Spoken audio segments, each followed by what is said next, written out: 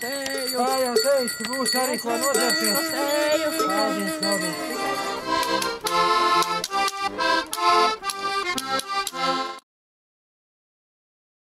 Trešajā starptautiskajā Salacgrīvas masku tradīciju festivālā piedalījās masku grupas nevien no dažādiem Latvijas reģioniem, bet arī no Igaunijas, Lietuvas un Polijas, tādējādi uzsverot Eiropas kultūras un tradīciju daudzveidību. Šī bija jau trešā reize, kad Salacgrīvā tika rīkots masku tradīciju festivāls un ir iecerēts šo tradīciju turpināt, ar katru gadu piesaistot pasākumam vairāk dažādu Eiropas valstu un paplašinot pētāmo tradīciju loku.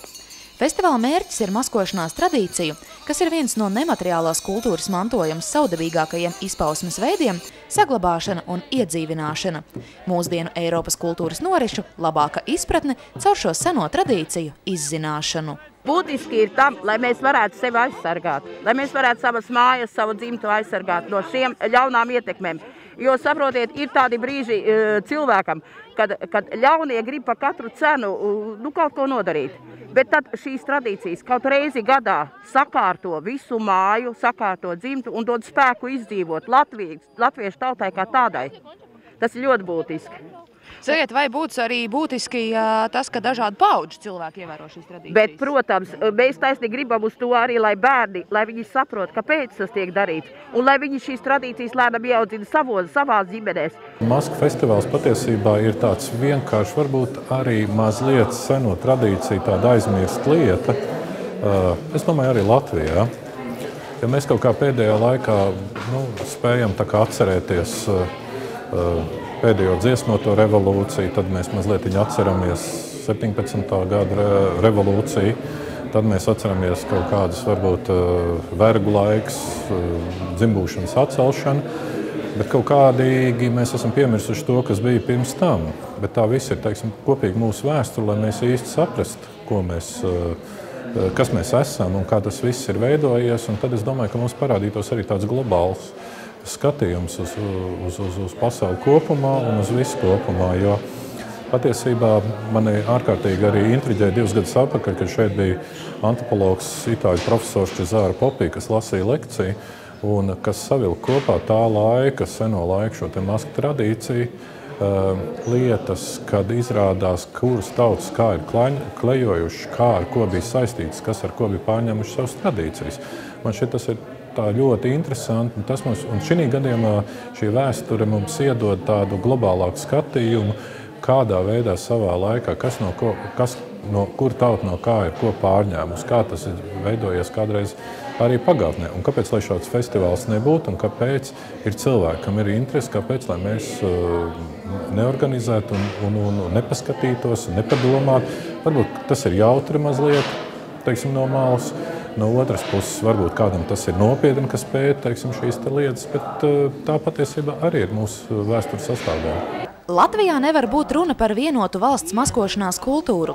Vidzemes pusē raksturīga tradīcija ir vecīši, kuru maskas Salacgrīvā tiek pētītas jau vairākus gadus un laika gaitā arvien papildinātas un pilnveidotas. Ar šīm maskām vietējās folkloras kopas Cielava dalībnieki pārstāv Salacgrīvas pusi arī citu novadu rīkotajos masku tradīciju festivālos, kā arī piedaloties līdzīgos festivālos ārpus Latvijas robežām. Mēs ejam tādā lielā barā, bet vecīši, Salacgrīvas vecīši kā tādi, viņi viesojās tikai vienā mājā. Viņi atnāk vienā mājā, viņi tur iet rotaļās, viņi tur dzied, viņi nestaigā no mājas uz māju. Un arī vecīši nav tādi skrandaini, viņi nav netīri, viņi ir gaiši, viņi ir ļoti labestīgi. Viņi, protams, izjoko, bērns, saimniec izjoko, bet viņi ar tādu labestību un ar tādu prieku.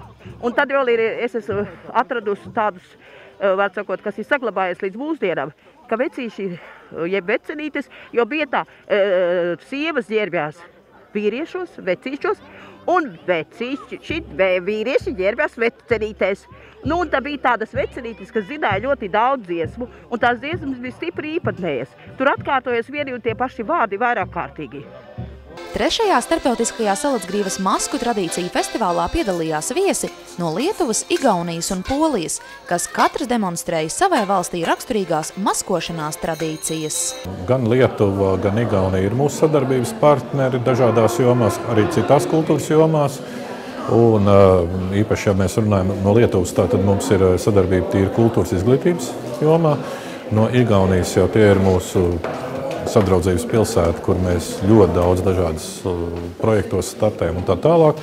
Un poļi, šobrīd no Polijas mums ir tīri varbūt vairāk tikai šī festivāla ietvaros. Bet katrā gadījumā mēs esam gatavi šīs attīstīt un tālāk un runāt arī vēl un vēl vairāk par to, ka mēs varam vēl vairāk atrast tos kontaktus un tās interesantās lietas, kuras mēs tālāk varam attīstīt. Festivāls noritēja 2 dienu garumā. Tas sākās ar masku gatavošanas meistardarbnīcām un masku gājieniem Salacgrīvā, Ainežos un Svētciemā. Pirmajā dienā ikvienam interesantam bija iespēja noskatīties masku sajietu, grupu un individuālo masku izrādīšanos. Otrā diena iesākās ar izglītojošu semināru par maskošanās tradīcijām un masku gatavošanas meistardarbnīcu. Vēlāk, spīdējot vējam un putenim, notika lielais masku gājiens cauri Salacgrīvas pilsētai. Festivāls noslēdzās ar meteņdienas rotaļām un līksmām izdarībām Salacgrīvas pilskalnā.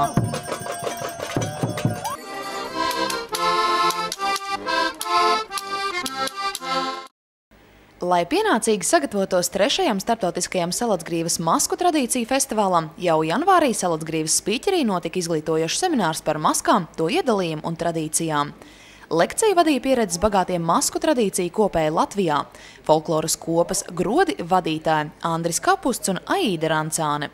Andris Kapusts daudzus gadus strādājis Tautas mākslas centrā kā folkloras speciālists un šobrīd ir Latvijas folkloras biedrības valdes priekšsēdētājs. Savukārt Aīda Rancāne nopietnāk maskošanās tradīciju pētīšanai pievērsusies laikā, kad Tautas mākslas centrs sāka rīkot pirmos masku festivālus un radās vajadzība sīkāk izpētīt arhīva materiālus, lai izstrādātu masku tradīciju metodiskos materiālus.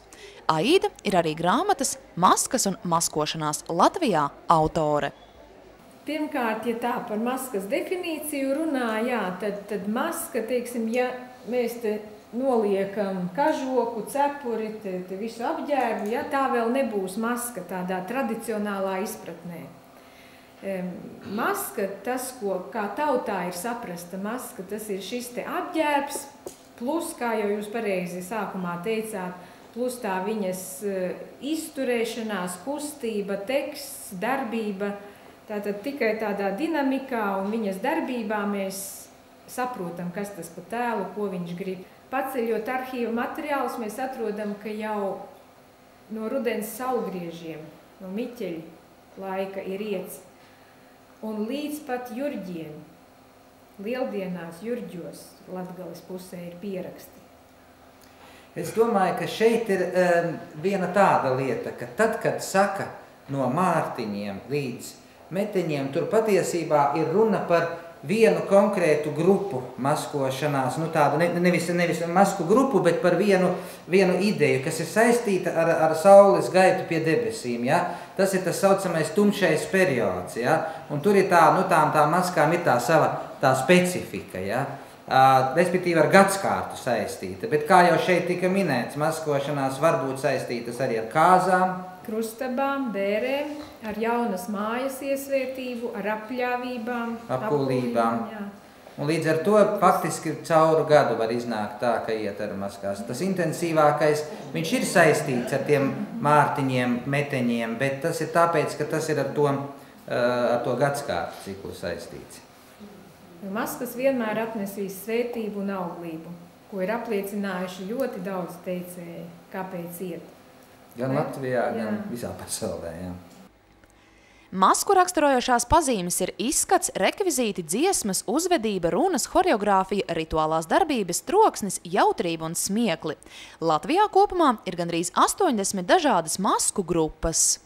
Būduļi, buki, buzuļi, cigauni, daņča bērni, dādi, dēdas, gaļenkas, joku pēteri, kaitas, kaļadas, koiti, kurciemi, ķekuti, ķēmi, ķiņķēziņi, ķuļi, laulobnīki, laupītāji, lācēni un tā tālāk, mēslu minēji, pakukas, niklāvi, ražini, preļi, spalvainie mārtiņi, spokstiņi, spūki, stiķi, suksuļi, suselnieki, talderi, tatari un tā tālāk.